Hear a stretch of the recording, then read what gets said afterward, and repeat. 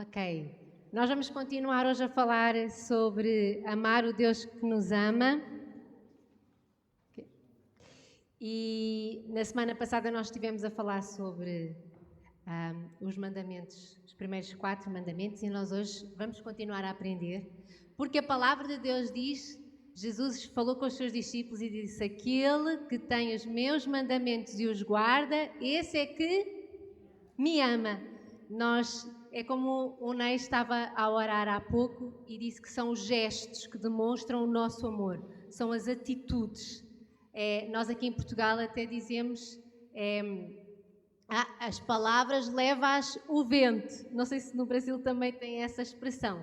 Mas é verdade, nós não acreditamos quando a pessoa diz que nos ama, quando ela não faz nada que o prove.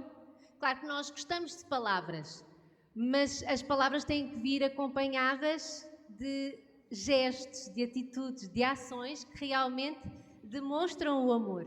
E da mesma maneira são as nossas atitudes em relação a Deus e à vida que demonstram se este amor é um amor com raízes, é um amor sólido. E então nós vimos também que Jesus falou às multidões acerca de como aprender que mandamentos eram estes que nós precisamos de guardar e de viver para Deus. E o Senhor resumiu e disse assim, em Mateus 22, 37 a 40, amarás o Senhor teu Deus de todo o teu coração, de toda a tua alma, de todo o entendimento. Este é o grande e primeiro mandamento. E nós vimos que os primeiros 4 mandamentos referem-se ao nosso relacionamento com Deus. O segundo, semelhante a este, é amarás o teu próximo como a ti mesmo. Destes 2 mandamentos dependem toda a lei e os profetas. Sempre que eu amar a Deus de coração, eu vou estar a agir corretamente. Sempre que eu amar o meu próximo de coração, eu vou agir corretamente. Então, foi muito engraçado no meu life group, porque eu tenho muitas meninas que foram catequistas, né? E eu disse assim, então, vocês aprenderam os 10 mandamentos? Sim, toda a gente aprendeu os 10 mandamentos, seja na catequese, seja na escola dominical, era daquelas coisas que a gente decorava. E eu disse, então vamos lá, qual é o primeiro? E o pessoal... E depois até houve uma que disse assim, é que a gente decorava. Quando a gente só decora, o que é que acontece com coisas só decoradas? Para o teste dá, não é? A gente decora ali antes do teste, faz no teste, acaba o teste, parece que dá uma branca e mais ninguém se lembra de nada. Isso acontece muito com matemáticas. Quem é que se lembra das matemáticas que andou a estudar? A gente esquece, porque a gente marrou para o teste, não é? Acaba o teste, puf! Tudo o que é decorado é esquecido. O que é vivido, é experimentado, vai ganhando almofada, como a gente costuma dizer, e nós ganhamos memórias naquela atitude, naqueles gestos, e nós não esquecemos mais. Então, os 4 mandamentos que nós falámos na semana passada é: não terás outros deuses diante de mim. E um Deus muito grande que se levanta é o nosso ego. Nós colocamos-nos muitas vezes no centro e a gente até pode dizer, eu já não tenho Budas, eu não tenho Santo Antónios, eu não faço reza a nenhum outro Deus. Sim, mas hoje quando nós aceitamos o Senhor Jesus, nós continuamos a ter uma luta. E principalmente é a luta do nosso ego. Não viva mais eu, mas Cristo viva em mim. É muito difícil. É fácil dizer. Quantos é que já decoraram o versículo? Mas viver, lá está, é uma expressão de amor e nós precisamos de oferecer esse amor ao Senhor. Não farás para ti imagem de escultura, não as adorarás, nem lhes darás culto. E a gente também pode dizer, eu não tenho nenhum altar lá em casa. Mas quantas vezes as coisas tornam-se mais valiosas do que Deus? E nós colocamos a nossa felicidade consoante se é o princípio do mês ou o final do mês. Se recebemos uns bons lucros ou se não recebemos. Se o carro anda ou se o carro não anda. Eu até falei, né? Quantas discussões há por coisas mínimas, porque o papel higiênico não está no lugar certo, e por causa do papel higiênico não estar no lugar certo, nós desmanchamos todo aquele dia, discutimos, mudamos o ambiente, nós damos muita importância a coisas, é ou não é? E somos crentes, somos salvos, temos a vida eterna, mas o Senhor continua a dizer, não dês importância, não lhes dês culto, e a gente transforma uma coisa do nada e parece que aquilo era o fim do mundo se a coisa não acontecesse. Não tomarás o nome do Senhor em vão. Até Jesus ele chegou a dizer assim, quando orarem, não utilizem palavras repetidas, orações feitas, rezas. E nós precisamos às vezes dizer, Senhor, quando eu oro para Ti, será que as minhas frases estão sempre iguais? Será que eu estou já um bocado mecanizada ou eu preciso de realmente ter uma conversa contigo mais profunda, mais solta? É não fazermos votos que não cumprimos, é não dizermos promessas do Senhor e dizer que não acreditamos. Isso é utilizar o nome do Senhor em vão. E lembra-te do dia do sábado para o santificar. O 7º dia é o sábado do Senhor teu Deus. Este é outro problema que desde o princípio da Igreja acontece. Até mesmo o apóstolo Paulo, no 1º século, ele dizia assim, não deixem de congregar, como fazem alguns. Porque nós muitas das vezes olhamos para este versículo e nós pensamos assim, o Senhor deu-me um dia de descanso. Na realidade, o Senhor não deu um dia de descanso, o Senhor deu um dia para o cultuarmos, que também produz algum descanso. Mas o motivo pelo qual há um dia da semana em que a gente não trabalha é para nós cultuarmos a Deus. Podemos dormir depois? Podemos. Podemos ir para a praia depois? Podemos.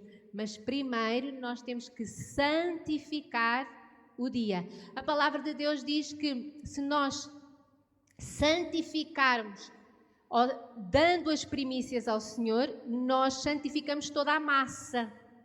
Então, quando a gente santifica um dia, nós santificamos a semana inteira. Nós colocamos a semana toda diante do Senhor. E então agora nós vamos falar dos outros 6 mandamentos. E o 5º mandamento é acerca de honra. Honra ao teu pai e a tua mãe, para que se prolonguem os teus dias na terra que o Senhor teu Deus te dá. É um mandamento que traz promessa. E na palavra de Deus, Deus fala muito acerca de honra. Nós temos que honrar a Deus, nós temos que honrar pai e mãe, nós temos que honrar marido, nós temos que honrar esposa, nós temos que honrar governantes, nós temos que honrar patrões. A palavra de Deus fala muito acerca de honra. Há um livro maravilhoso do John Bevere que é a Recompensa da Honra. Nós até temos aqui na livraria. E eu aconselho-te, se tu nunca leste esse livro, lê. Porque se a palavra de Deus diz que quem honra recebe bênção, então nós precisamos saber o segredo de aprendermos a honrar. E porquê é que é tão importante Jesus ter dito honra teu pai e tua mãe? Porque se nós não aprendermos a honrar a primeira autoridade que entra na nossa vida, nós não conseguimos honrar ninguém.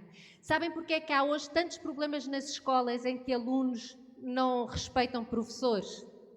Eu tenho a certeza que o problema não é o aluno que não honra o professor, é porque aquele filho nunca foi ensinado a honrar pai e mãe. Criança que aprendeu a honrar pai e mãe, ela vai honrar qualquer autoridade. Quando uma pessoa não honra pai, principalmente mulheres, quando elas não honram pai, vão ter imensos problemas em honrar o marido. Porque vem um hábito, vem uma atitude. Os meninos também, se eles não sabem honrar a mãe, se olham para a mãe como aquela que lava a roupa e faz a cama e serve o almoço e o jantar, ele vai levar essa atitude para dentro do casamento. Quando Deus disse honra teu pai e mãe, na realidade Ele estava a dar as bases. Se tu aprenderes a honrar pai e mãe, tu vais ser bem-sucedido. É preciso saber se honrar patrão, chefes, professores, para nós sermos bem-sucedidos. Porque quando nós não aprendemos a honrar a autoridade, nós vamos sair da escola com más notas e nós vamos andar a pular de trabalho em trabalho porque o chefe é mau, porque não... a culpa é sempre dos outros. O problema está na honra. Quando nós aprendemos a honrar pai e mãe, a gente aprende a honrar onde quer que esteja. Mas eu tenho que honrar quem me trata mal. Tu honras na área em que ele merece honra. Se o meu patrão me paga no final do mês, eu não preciso que ele seja simpático. No contrato de trabalho diz lá que o patrão vai ser simpático para o funcionário. Não, só diz que o funcionário entra às 8, sai às 5 e vai receber tanto no fim do mês.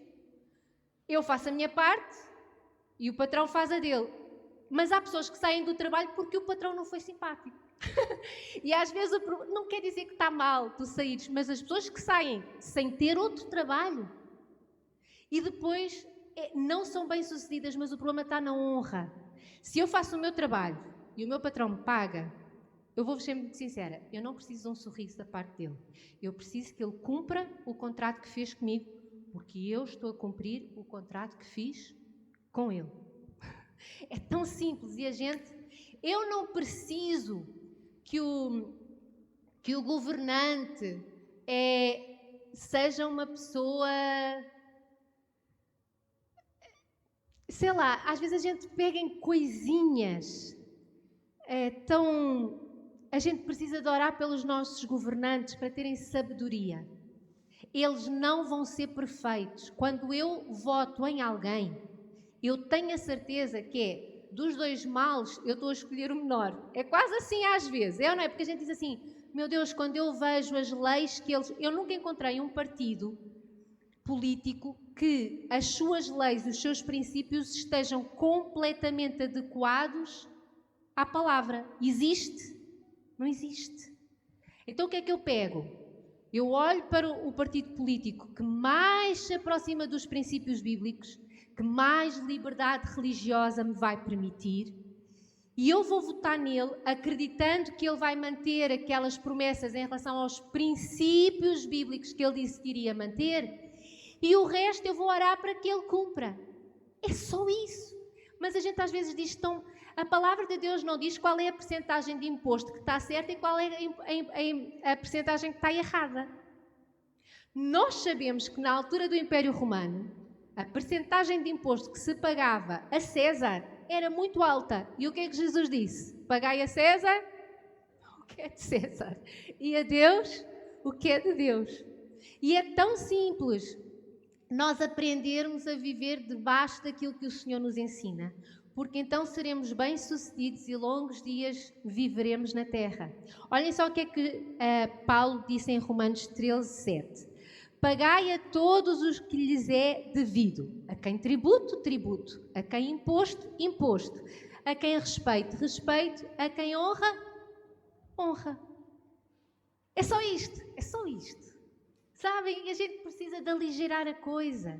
Não falar muito se a pessoa é simpática, se sorriu, se não sorriu, a percentagem de imposto que estamos a pagar, se ela merece, se ela não merece. Irmãos, vamos fazer o que o Senhor Jesus nos ensina e tudo o resto vai acontecendo.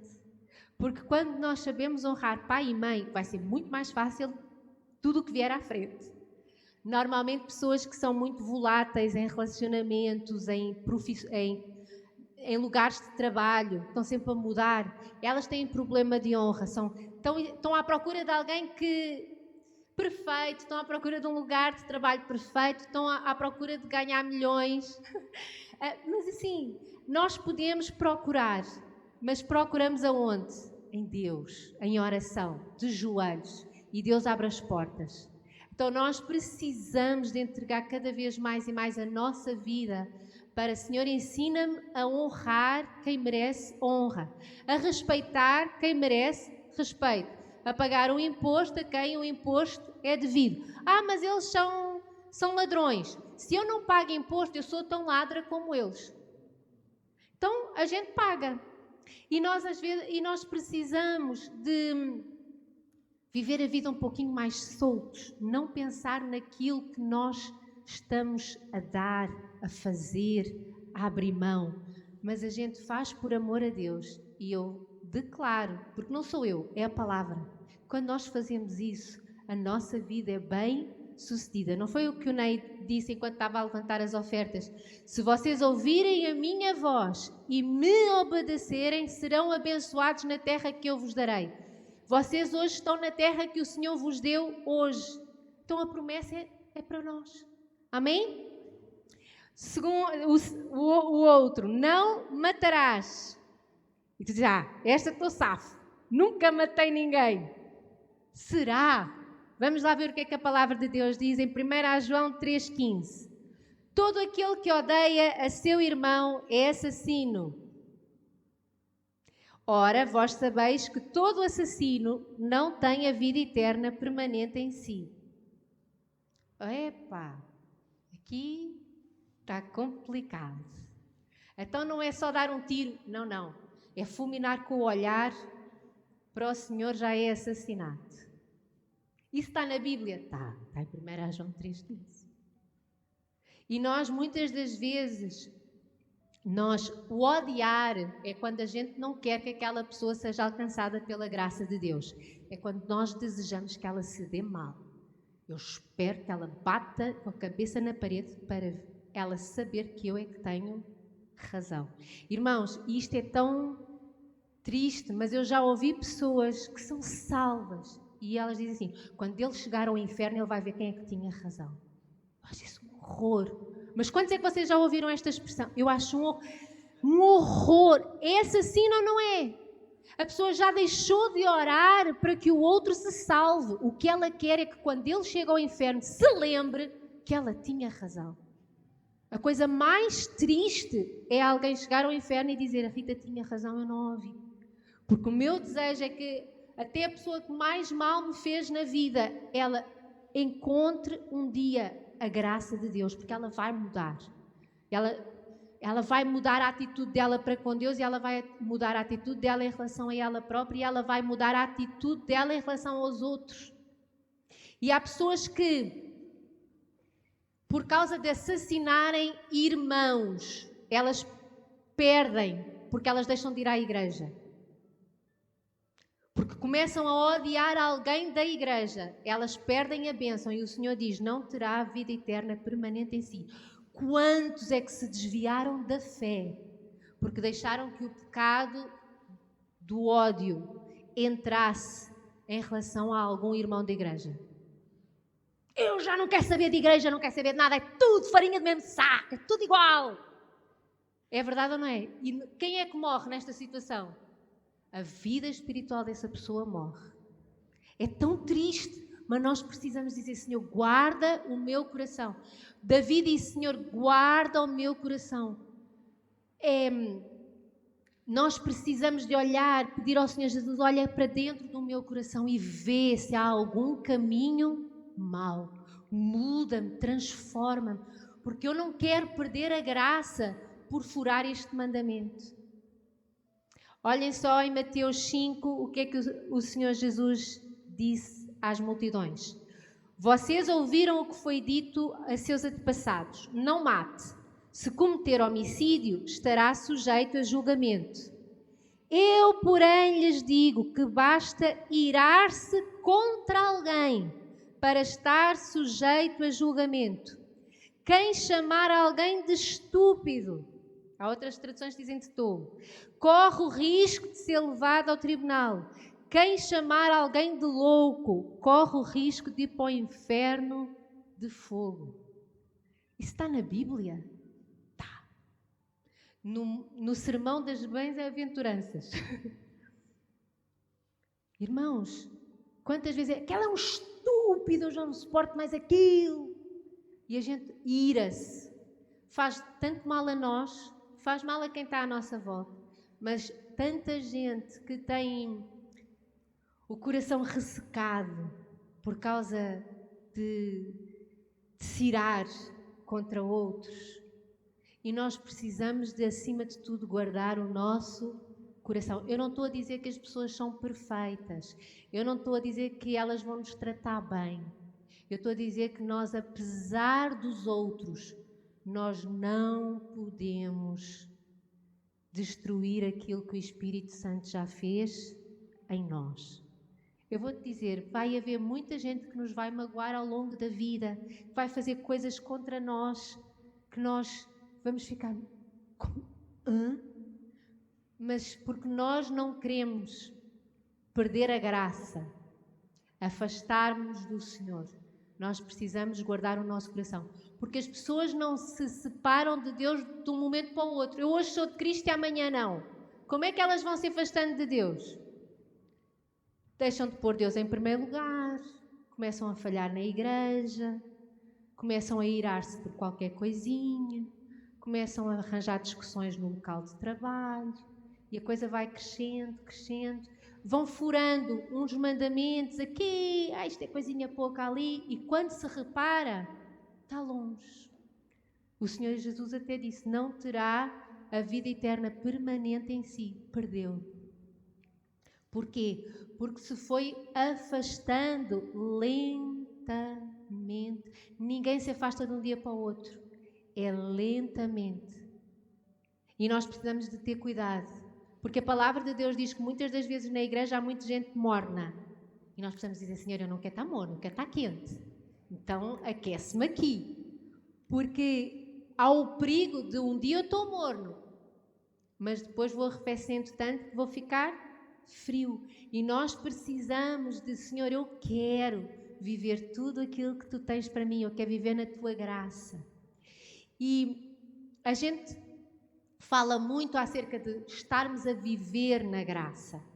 E nós vivemos na graça. Mas o que é que Tiago disse? Tiago, ele disse, nós somos salvos pela graça, mas quando nós temos fé, nós apresentamos obras, nós apresentamos atitudes. Graça não existe sem fé. E fé não existe sem uma mudança de comportamento. Jesus, ele dizia assim, arrependei-vos porque é chegado o reino de Deus. Então temos que ter uma mudança de atitude. Aquilo que nós fazíamos antes, deixamos de fazer. É pela graça que somos salvos, mas por causa de sermos salvos, nós recebemos um poder de Deus, o poder do Espírito Santo, para em todas as coisas sermos mais que vencedores. Em todas as coisas sermos mais que vencedores é sobre o pecado, é sobre o nosso coração, é sobre as nossas atitudes velhas, hábitos antigos. Vencedores em todas as coisas. 7º mandamento, não adulterarás. Então, a gente pensa assim, ok, esta já estou salvo. Olhem só o que é que Jesus disse, também às multidões. Ouvistes o que foi dito, não adulterarás. Eu, porém, vos digo, qualquer que olhar para uma mulher com intenção impura no coração, já adulterou com ela.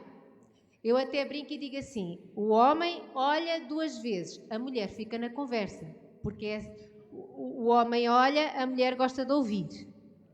Então, é perigoso as duas coisas. Há uns 2 ou 3 anos atrás, o Aguinaldo estávamos a ajudar um casal. Ele não adulterou, mas ele andava com conversas com uma colega do trabalho no WhatsApp que a esposa não podia ler.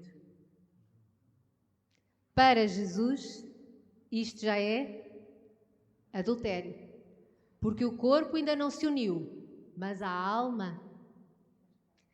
Imaginem o que é que eu agora dizer ao Aguinaldo, olha amor, eu continuo a amar-te poderosamente, mas eu descobri um amigo, então às quintas-feiras à noite, enquanto tu estiveres no teu life group, eu vou começar a jantar com ele, porque ele ouve-me, ele tem muita paciência comigo, ele conversa comigo, então eu quero conversar com ele, todas as quintas. O que é que vocês achavam? Mas porquê é que então a gente acha que é normal no WhatsApp? Eu vou-vos dizer uma coisa, se por acaso o vosso telemóvel ou computador ou Facebook tiver password, deixem o vosso cônjuge saber a password para poder entrar. Se tu tiveres alguma conversa, algum emoji que tu envias, que tu não gostasses que o teu cônjuge soubesse, é adultério já no coração.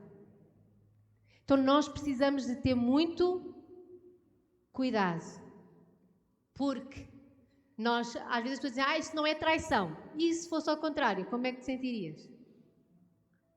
Então nós precisamos de viver às claras. Tudo aquilo que a gente tem que fazer no escondidinho é perigoso. E nós também precisamos de, principalmente as mulheres, têm que ter cuidado como se vestem então, para nós não sermos a pedra de tropeço na vida dos homens. E nós precisamos ter cuidado quando mandamos mensagens para alguém do sexo oposto. Claro que a gente tem que mandar mensagens, mas a gente tem que ter algum cuidado, algum critério e nunca entrar em conversas dúbias. Sabem aquelas brincadeiras que era só uma brincadeirazinha? Não permitas uma brincadeirazinha, porque é nessas coisas que o inimigo entra.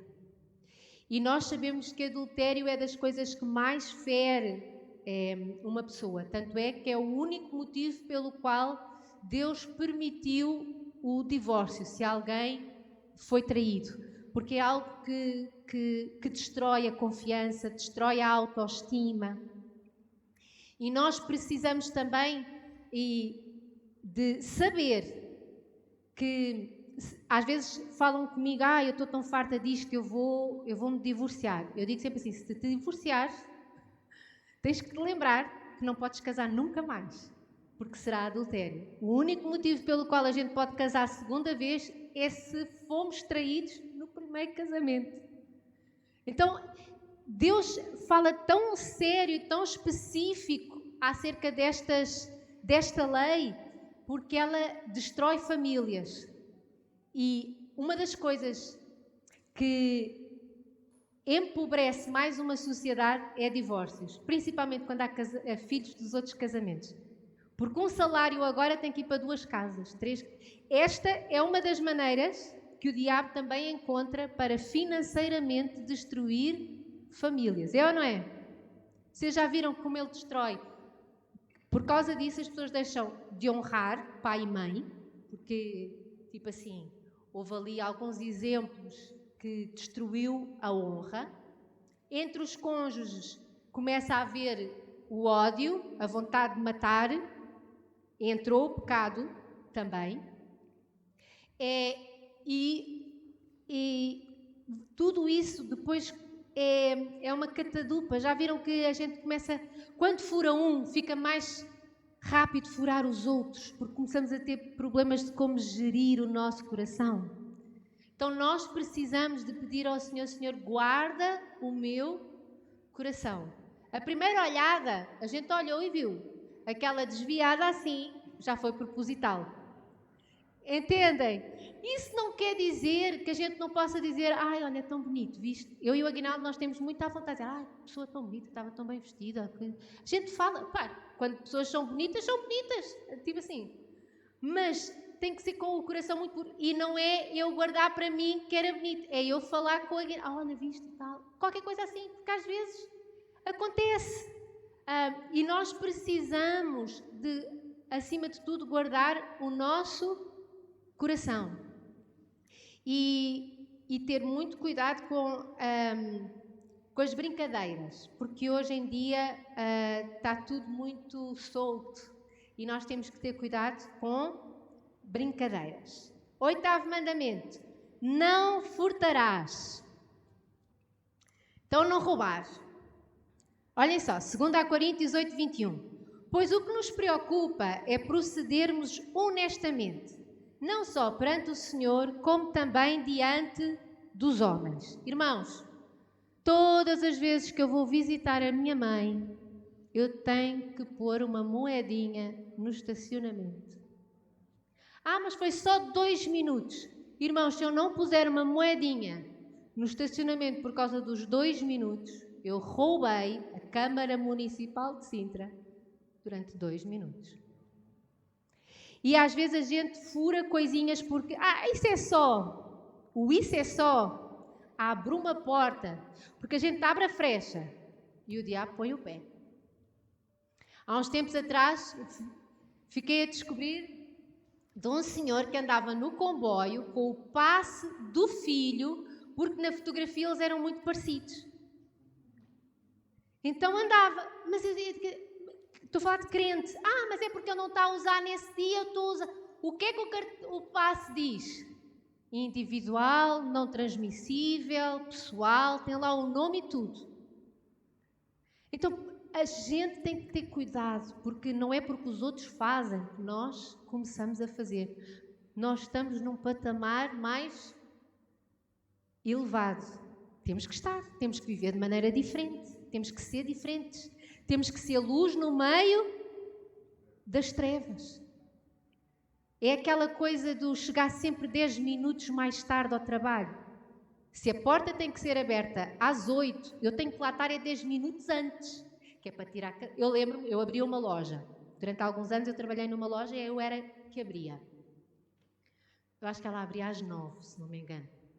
E eu chegava sempre tipo 10 para as 9.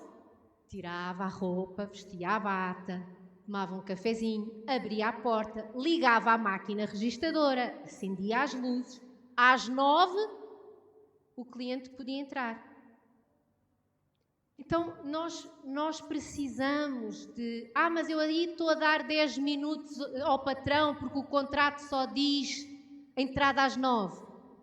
Mas tu de certeza que paras de vez em quando para tomar um cafezinho, para conversar, para atender uma chamada. Vai dar ela por ela. A gente arranja desculpas para nos justificarmos. Arranjamos ou não arranjamos? Mas há coisas que o zelo permite nós crescermos até profissionalmente. Há pessoas que a carreira ficou estagnada porque elas não dão aquele up, aquele zelo, aquele cuidado. Então nós precisamos de ter isso.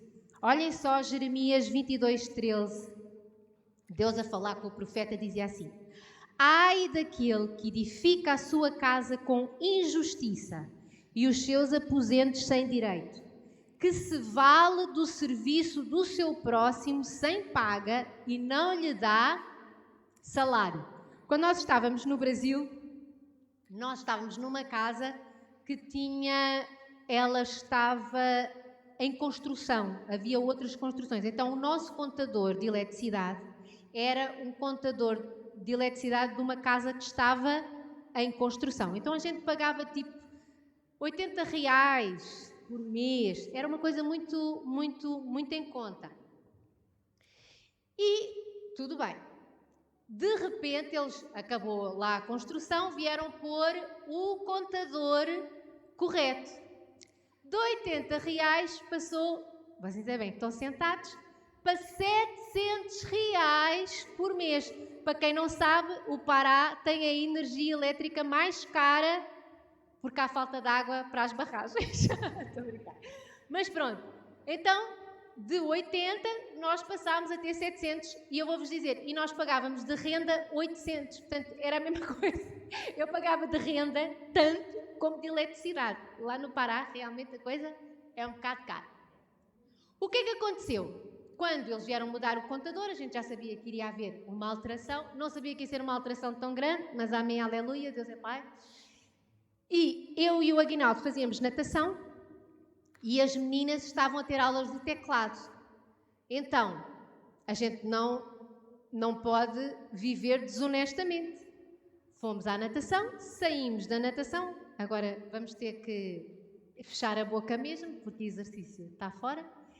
E falámos com o professor de piano das meninas a dizer assim, olha, no próximo mês não venhas, porque nós agora estamos a tentar tirar dinheiro das coisinhas mais supérfluas para pagar a eletricidade. E ele olhou para o Aguinaldo, como se o Aguinaldo fosse um ET de outro planeta, e ele disse assim, pastor, é a primeira vez que alguém me diz uma coisa destas, porque normalmente o que fazem é, deixam-me dar um mês ainda de aulas de piano e no final dizem, eu não te consigo pagar. Vai-te embora que eu vou-te pagando aos bocadinhos aquilo que eu te fiquei a dever. Foi ou não foi? E a gente pensa assim, se eu não quero que haja corrupção sobre a minha vida, eu não posso ser corrupta na vida dos outros. mantendo o hábito da aula de piano para depois no final do mês dizer, olha, eu não estou a conseguir pagar, vai para casa que depois eu pago-te assim, conforme vai entrando. Jeremias, o Senhor falou a Deus que um dos motivos pelo qual Israel estava debaixo de maldição é porque se valia do serviço do próximo e não pagava.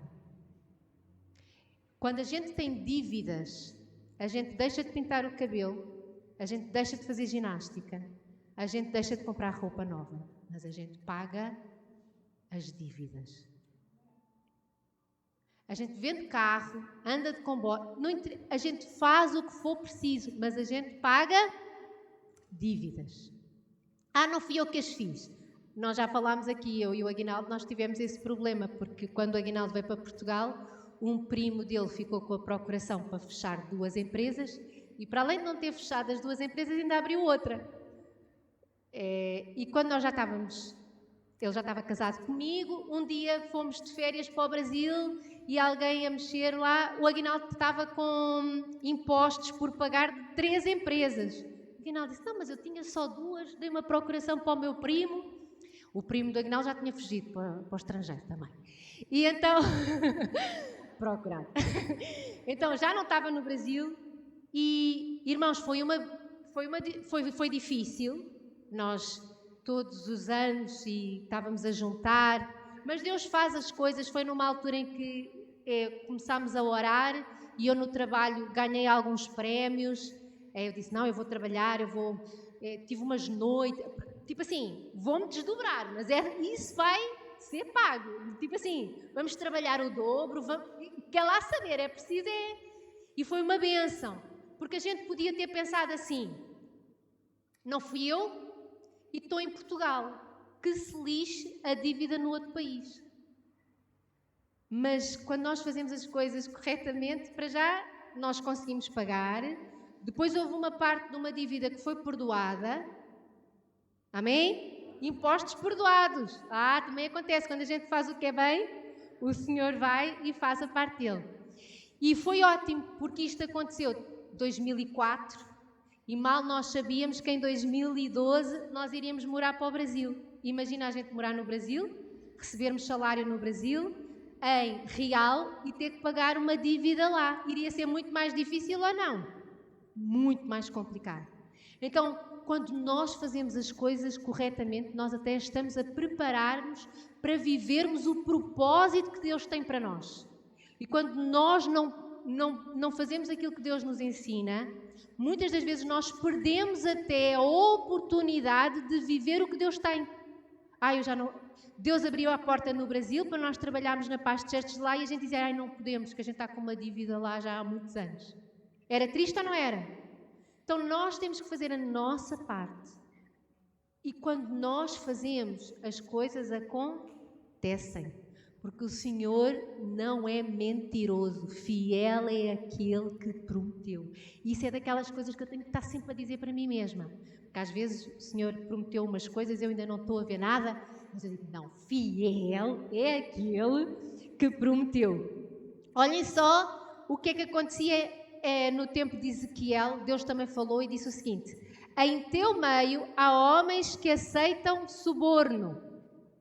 Tu emprestas a juros, visando lucro, e obtens ganhos injustos, extorquindo o próximo. Tu te esqueceste de mim, o Senhor. Suborno? Não pode. Emprestar dinheiro a juros? Não pode. Porquê? Porque o banco paga imposto dos negócios que faz. Mas tu, emprestando a juros, estás a pagar imposto sobre isso? Não, estás a fazer agiotagem. É pecado. Podes emprestar dinheiro? Podes. E a palavra de Deus diz para não cobrar juros. E mais, a palavra de Deus diz assim, olha, se emprestares e a pessoa não conseguir pagar, esquece. Não vás atrás, não tenhas vontade de a matar, que é para não entrar noutro furo. Mas nós precisamos de fazer aquilo que Deus diz. O suborno é muito interessante, eu nunca conheci uma pessoa que naturalmente vive a ser subornada e que não tem dívidas. Na função pública no Brasil, pronto, acontece. Há meios que a gente sabe que acontece. Ou policiais, ou coisa assim. E tu sabes que aquela pessoa tem o hábito de receber suborno. Tu sabes. Que ela às vezes até fala no meio de uma conversa familiar como se fosse um grande... tipo assim, uma grande qualidade da vida dela. Essas pessoas não prosperam. Vocês já viram? Não prosperam. Há uma doença na família que leva tudo. Há divórcios que leva tudo. É o carro que se espatifa. É outros problemas que tem. A coisa não anda para a frente. Tu dizes assim, pá, mas essa pessoa é instrutor. Porque a gente estava a falar no outro dia por causa da Kim, que a Kim, ela chumbou no teste de condução porque ela não pagou suborno quando o fez. Mas quando tu olhas para aqueles instrutores, eles não têm mais do que nós. Verdade? Não é? Tu dizes assim, para onde é que vai o dinheiro? Irmãos, dinheiro maldito, o diabo leva. Dinheiro bendito, Deus multiplica. Então nós fazemos a nossa parte, que Deus faz a dele. Amém? 9. Não dirás falso testemunho contra o teu próximo. Este falso testemunho tem a ver com mentira. Olhem só o que é que diz em Colossenses 3:9. Não mintais uns aos outros, uma vez que vos despistes do velho homem com os seus feitos. Lá está, mais uma vez, Deus o salva pela graça, mas as minhas atitudes, eu despi-me do velho homem com as suas velhas atitudes e agora estou a viver uma nova vida em Cristo. E o que é mentira? É uma meia-verdade, é um exagero da verdade, é uma omissão ou é uma mentira inteira. Também há mentiras inteiras. Mas muitas das vezes a pessoa diz assim, foi uma mentirinha misericordiosa. Ele não precisa de saber. Esta coisa do ele não precisa de saber. Quando há necessidade de omitir, é mentira. Exagerar é mentira. Os exageros são mentira. E nós precisamos de deixar de mentir uns aos outros, uma vez que nos despimos do velho homem e agora vivemos uma nova vida, novas atitudes. Olhem só o que é que em Provérbios 19 diz. 19:5. A testemunha falsa não ficará sem castigo, e aquele que despeja mentiras não sairá livre. Às vezes a gente diz, mas eu quero que toda a gente saiba que ele é mentiroso porque ele falou mal de mim. Irmãos, não precisas de ser tu a te justificares. A seu tempo, Deus vai fazer, vai mostrar, vai trazer à luz aquilo que estava escondido. Então às vezes as pessoas dizem, falam, e a gente tem muito aquela coisa logo de ir e dizer. Olha, o silêncio é o melhor. É carregado de sabedoria. Então fica em silêncio, fica na tua. Deus diz que se alguém levantar testemunha falsa, ela vai-se descobrir a careca, como se costuma dizer. Não te preocupes. Eu sei que é difícil, porque a gente gosta de se preocupar. Gosta ou não gosta? A gente até faz um esforço, deixa-me preocupar mais um bocadinho, que eu acho que se eu me preocupar um pouquinho mais, isto resolve-se. Quem é que no dia-a-dia, às vezes a gente pensa assim, se eu me preocupar um bocadinho mais, isto acaba por se resolver. Não, descansa no Senhor, Ele vai resolver. Então nós precisamos de ter o cuidado para não mentir e ao mesmo tempo não ficarmos ansiosos para que aqueles que mentiram acerca de nós sejam desmascarados. A seu tempo, a própria palavra de Deus diz que o Senhor não deixará sem castigo e não sairá livre. Então, fica na tua. Amém? 10. Não cobiçarás. O quê? A casa do teu próximo, a mulher do teu próximo, o servo, a serva, o boi, o jumento, nem coisa alguma que pertença ao teu próximo. Porque a gente tem a mania de dizer que a galinha da vizinha é melhor que a minha. E a palavra de Deus, com as redes sociais, este pecado aumentou muito. Porque as pessoas começam muito a comparar a sua vida à vida de quem vê no Instagram. E as pessoas normalmente não põem fotografia quando estão a aspirar a casa, quando estão a pôr gasolina no carro ou quando estão a entrar no trabalho. Elas põem quando estão de férias, quando estão a comer na praia e quando estão maquiadas e com Photoshop em cima. Só que muita gente hoje está literalmente a comparar a sua vida à vida do outro. E isto, por um lado, é nós estarmos a rejeitar aquilo que Deus nos está a fazer viver. Porque eu estou sempre a comparar com o outro. E quando nós nos comparamos, a cobiça entra. Porque a gente começa a querer o mesmo que o outro tem. Não é que eu tenha um mau carro, mas se ele conseguiu ter um carro tão bom, por que é que eu não vou ter também?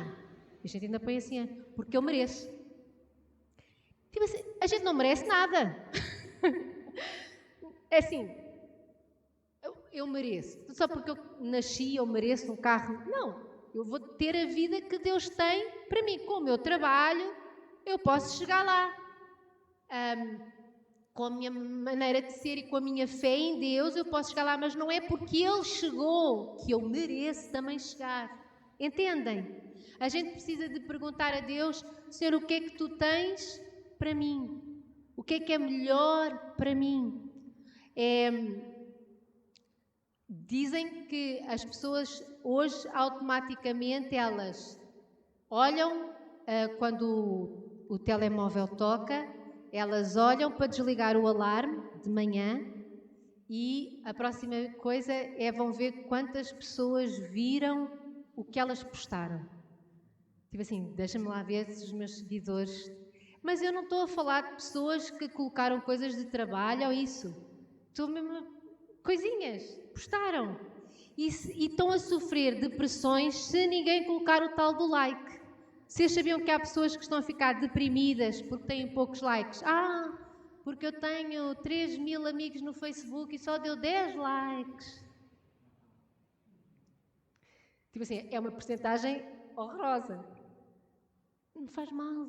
Não te compares, não penses, não faz as coisas. Porque quando nós nos comparamos, nós começamos a cobiçar. Porque eu quero chegar onde Ele chegou. Eu já não estou a olhar para onde Deus quer que eu chegue. Eu estou a olhar para onde o outro chegou e eu quero chegar lá. As mulheres sofrem imenso porque não têm o corpo que a outra tem. Isto é uma coisa que nas mulheres nós temos muito mais dificuldade em envelhecer do que os homens.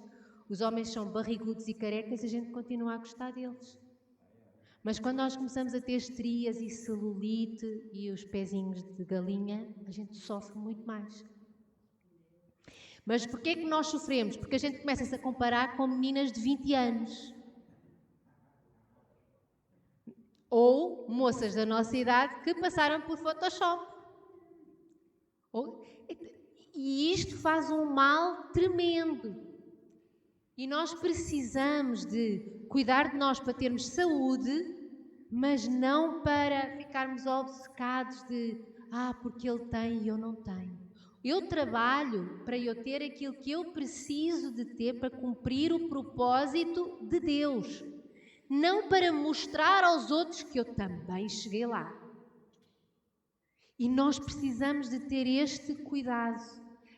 Aquela inveja miudinha. Há uma brincadeira já muito antiga que é: quando eu compro o carro é porque eu trabalhei bastante, quando o vizinho compra é porque enganou alguém. Tipo assim, é aquela coisinha tipo, um carro tão bom, quem é que ele andou a enganar? Tipo assim, aquele desdenzinho. Mas esse desdém é cobiça, é comparação. Porque se nós estivermos bem no nosso coração, o nosso vizinho pode até andar de limusine. A gente nem liga, continuamos felizes com o nosso... Qual é o meu carro? O ponto. Então, o que eu entendo de carros, irmãos. Enfim. Então, nós precisamos de viver aquilo que Deus tem para nós alcançar aquilo que Deus tem para nós. É tão triste ver que isto até aconteceu com os israelitas. Irmãos, uma das coisas que todos os dias de manhã cair pão do céu, nem ter... É fantástico. Tipo assim, nem precisa... Sem gastar dinheiro na padaria, sem ter que... A palavra de Deus diz que tinha um sabor adocicado, a mel. Caía o maná todos os dias. Estavam ali. À tarde passavam umas codornizes. E não é que eles só comessem isso. Vocês têm que se lembrar, quando eles saíram do Egito, eles trouxeram muitos animais. Eles trouxeram ovelhas, cabras, trouxeram animais. Mas eles não conseguiram olhar para o que tinham. Eles começaram a chorar porque não havia cebolas. Há pessoas que choram porque têm cebolas. Eles estavam a chorar porque não as tinham. O ser humano chora por ter e por não ter. Mas Deus estava a alimentar o seu povo. Tu alimentas-me, Senhor. Mas os egípcios estão com cebola. E nós às vezes dizemos assim, Senhor, tu tens-me dado tudo aquilo que eu preciso, mas o meu vizinho, que nem crente faz cada vez um churrasquinho de picanha que eu bem cheio. E isto faz mal ao nosso coração, porque é muito difícil eu dar graças ao Senhor, que é das ordenanças do Senhor, em tudo dai graças, quando eu estou a cobiçar aquilo que eu não tenho. Um grave problema é a gente começar a comparar o nosso marido com o marido das outras. Até há uma música que é... Mas o marido das outras não. O meu é chato, o marido das outras não. É uma música de um cantor português. O meu marido não sabe falar, mas o marido das outras sabe. É tudo assim. As outras... Porquê? Porque o marido das outras a gente vê às vezes num jantar, a gente vê assim de repente, está vestidinho, está arranjadinho, a gente vê... Mas a gente compara, porque o marido da não sei quantas vai buscá-la ao trabalho. Mas a gente não sabe como é que ela trata depois no carro. A gente sabe que ela... É ou não é? E a gente começa a fazer comparações absurdas, com falta de conhecimento, e, por um lado, começamos até a desdenhar daquilo que nós temos e começamos a deixar de dar graças a Deus por aquilo que nós temos. Vocês podem perguntar assim, mas o aguinaldo é perfeito? Podem perguntar, o aguinaldo é perfeito? O aguinaldo não é perfeito, minha gente. Ele não é perfeito, mas é o meu marido. Então, como é o meu, é o melhor para mim. É o meu, pronto. O das outras é lá com as outras. Os filhos. Então, porque os filhos dos outros estudam e o teu sobrinho farta-se de estudar e tu não estudas. Estas coisas a gente não pode dizer aos nossos filhos. A gente pode pedir aos nossos filhos para estudarem. Mas quando na discussão começa a haver a comparação, porque eles não estudam como os primos, como eles não estudam como... Aí já entrou um problema. Porque eu estou a trazer um problema na autoestima dos meus filhos. Então a gente não compara, não faz comparações, porque quando a gente começa a comparar, a gente no coração invejou, cobiçou, quis que aquilo que nós tivéssemos fosse diferente. Então é pecado. Olhem só o que é que também Jesus disse em Lucas 12. Jesus lhes recomendou: tende cuidado e guardai-vos de toda e qualquer avareza. Porque a vida de um homem não é definida pela abundância dos bens que ele possui. Nossa vida não é definida pela abundância. Mas mesmo que fosse, tu fazes parte dos 10% da população mundial que tem cama, tem teto, tem roupa, tem comida, estuda, tem carro, ou moto, ou transportes públicos. Saudável, falas, andas, ouves, vês, tens água canalizada, tens eletricidade em casa, tens gás, até tens micro-ondas para fazer comida rápida, podes comprar alface já lavada, uma maravilha. A gente se queixa, porquê? Apesar da nossa vida não ser definida pela abundância de bens, nós temos muitos. Temos ou não temos? Irmãos, eu descobri que era rica quando eu cheguei a Santarém. Eu vou dizer isto muito. Quando eu cheguei lá à Amazónia, eu descobri, porque nós, naquela altura, por um lado já era uma coisa boa, porque nós ainda podíamos levar 2 malas de 32 quilos cada um e uma de 5. Portanto, a gente foi com 200 e tal quilos de malas, os 4. Pronto. Mas cada cama tinha 2 mudas de lençol. Quando um se usava, o outro lavava-se. E então eu comecei assim a pensar, realmente, eu vivi 4 anos lá com 2 mudas de lençol para as minhas camas e 2 mudas de lençol para as camas das miúdas. E não é que dá. Eu levei os talheres daqui, mas lá eu comprei, porque os talheres para serem bons são muito caros e para serem fracos tu cortas um bife e entortou tudo. Então eu levei os talheres daqui, mas a louça comprei lá. Então eu comprei 6 pratos, porque nós éramos só 4, mas às vezes havia visitas. E os meus copos, eu não comprei copos, era tudo o que eram os frasquinhos de cogumelos e de azeitonas, que no Brasil, e do queijinho, do requeijão Vigor, que as minhas filhas têm muita saudade.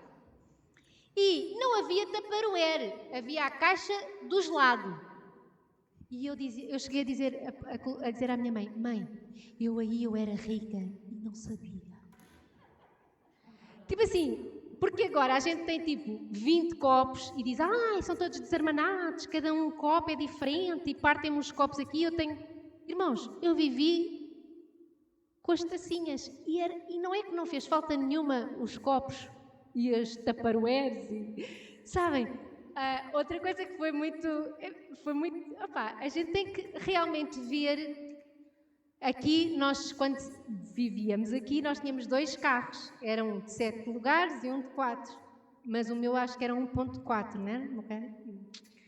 Quando eu cheguei ao Brasil, tivemos que comprar o que o dinheiro dava e naquelas estradas de areia, quando tu precisas de ter um bom motor, foi um carro 1.0. Bem, nunca um carro demorava tanto tempo para acelerar. E eu dizia para o Aguinaldo, amor, eu estou com umas saudades de poder acelerar o carro e a coisa responder. E eu dizia, Aguinaldo, nós éramos ricos. E eu não sabia. Mas realmente a gente não precisa... e a televisão, foi uma televisão que eu trouxe daqui, que eu levei daqui, que era a televisão da cozinha, que era uma televisãozinha pequenina. E não é que dá para ler as legendas numa televisãozinha, que cabia na mala. Irmãos, realmente... A vida de um homem não é definida pela qualidade e pela abundância dos bens que ele tem. Mas todos nós temos mais do que precisamos para viver. Nós podemos não ter tudo o que gostaríamos de ter, mas para viver, a gente... Quem daqui tem mais do que 2 mudas de lençol? Quem daqui tem mais copos do que aquelas pessoas que moram na casa? Quantos têm mais do que 3 pares de calças? A gente pensa assim, realmente, a gente na realidade não precisava ter 3. Porque a gente chama muito o precisar, não é o precisar, é eu desejo. É ou não é? E eu quero te dizer, o Senhor vai dar. O Senhor dá-nos sempre mais do que aquilo que nós precisamos. Porque Ele disse que tem uma vida abundante para nós. Ele disse, olha, o melhor desta terra é o que tu vais ter. Mas Ele também nos pede, enquanto estás no processo de chegar lá, agradece o que tens. Vive bem com o que tens. Não olhes para a direita ou para a esquerda para ver o que é que os outros têm. Olha para mim, ouve a minha palavra, que eu vou te dar tudo aquilo que tu precisas. Tudo. O que é tudo? Tudo. Então nós precisamos de guardar o nosso coração e saber que o Senhor tem abundância para nós. Tem. Mas um dos segredos para nós chegarmos à abundância é termos um coração grato. E deixarmos de olhar para o lado. Porque se eu continuamente olhar para o lado, eu vou sempre encontrar alguém que tem mais do que eu. E vou ficar aborrecida. E isso é pecado. Olhem só o que é que em Hebreus, que é uma repetição de um versículo que vem em Isaías, o Senhor disse assim: esta é a aliança que farei com eles. Depois daqueles dias, diz o Senhor, porém no seu coração as minhas leis, e sobre a sua mente as inscreverei. E acrescenta, e também de nenhum modo me lembrarei dos seus pecados e das suas iniquidades para sempre. Tudo aquilo que nós fizemos, o Senhor perdoa. Tudo aquilo que nós nos arrependemos, o Senhor diz que os nossos pecados e as nossas iniquidades, e iniquidades é hábito pecaminoso, é estar sempre a fazer aquela asneira. E Ele diz, eu não me lembro. Entras na minha aliança. E Ele diz assim, e agora estes mandamentos não é escritos numa tábua, eles vão estar aqui dentro. Acho que também é em Hebreus, nos versículos depois, que fala que nós, dentro de nós, sabemos quando fazemos algo que nos acusa ou algo que nos defende. A gente tem uma consciência, não é porque alguém disse, é o Espírito Santo dentro de nós. Mas Ele diz, eu vou escrever a lei no teu coração.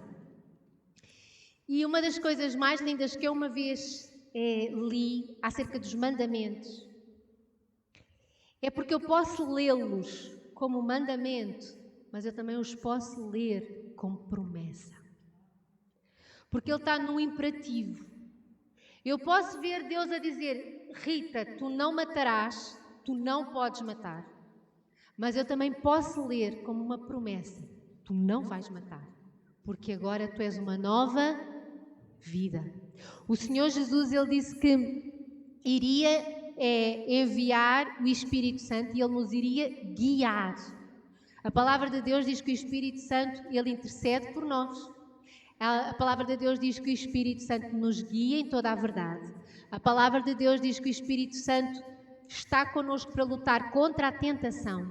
Então eu posso ler os mandamentos não como mandamentos, mas nesta nova aliança, sabendo que eu sou uma nova criatura em Deus, eu posso dizer isto é uma promessa. Eu em mim habito ó Deus, habito o Espírito Santo que me vai ajudar a todos os dias não ter nenhum outro Deus, a não levantar nenhuma escultura para adorar, a não usar a palavra do Senhor em vão. Eu vou guardar o 7º dia e vou santificá-lo. Eu vou honrar o meu pai e a minha mãe, porque é uma promessa que Deus colocou dentro de mim. Não vai ser uma luta constante, vai ser algo que vai fluir.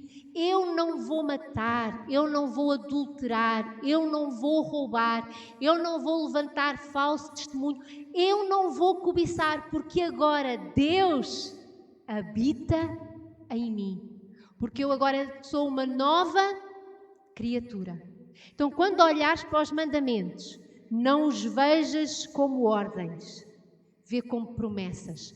Tu foste liberto de todo o pecado. Vamos nos colocar de pé. Ó Senhor Jesus, nós te queremos agradecer, Senhor, porque Tu nos libertaste de todo e qualquer pecado. Obrigada, Senhor, porque Tu venceste o pecado, Senhor.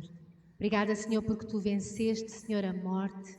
Obrigada, Senhor, porque Tu venceste as cadeias que nos aprisionavam. Obrigada, Senhor, porque Tu venceste o nosso inimigo, o inimigo da nossa alma, Senhor. E nós hoje podemos viver livres, uma vida livre, liberta do pecado.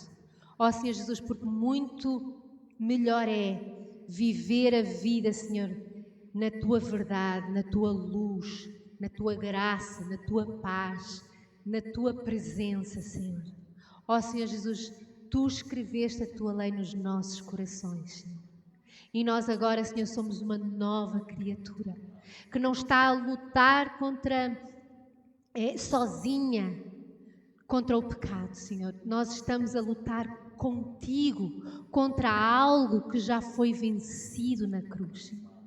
Ó Senhor Jesus, que nós tomemos posse destas promessas.